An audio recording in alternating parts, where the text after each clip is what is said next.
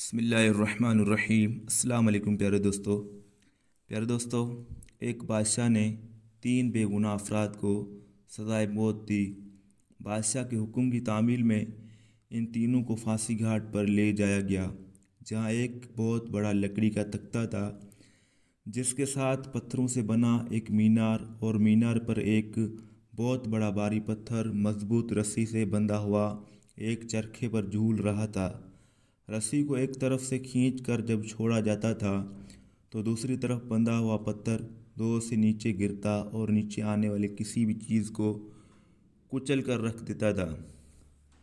चुनांचे इन तीनों को इस मौत के तख्ते के साथ खड़ा किया गया। इनमें से एक आलिम, एक वकील और एक फ़लसफ़ी था।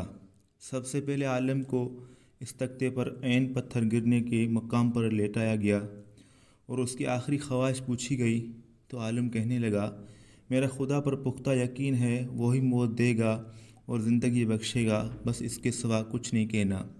उसके बाद रस्सी को जैसे ही खोला तो पत्थर पूरी कुव्वत से नीचे आया और आलिम के सर के ऊपर आकर रुक गया।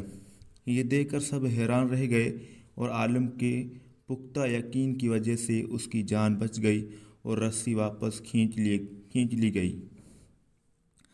उसके बाद वकील की बारी थी। उसको भी तख्तेदार पर लेटा कर जब आखिरी ख्वाहिश पूछी गई तो वो कहने लगा, मैं हक और सच का वकील हूँ और जीत हमेशा इंसाफ की होती है, यहाँ भी इंसाफ होगा।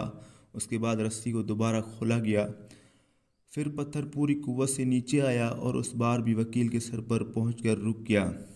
फांसी देने वाले इस इंसाफ से हैरान रह गए और वकील की जान भी बच गई। इसके बाद फ़लसफ़ी की बारी थी। उसे जब तख्ते पर लेटा कर आखिरी ख्वाहिश का पूछा गया तो वो कहने लगा, आलिम को तो ना ही खुदा ने बचाया है और ना ही वकील को उसके इंसाफ ने। दरअसल मैंने गौर से देखा है कि रस्सी पर एक जगह गांठ है जो चरखे के ऊपर घूमने में रुकावट की वजह बनती है, जिससे रस्सा पूरा खुलता नहीं और पत्थर पूरा नीचे नहीं गिरता।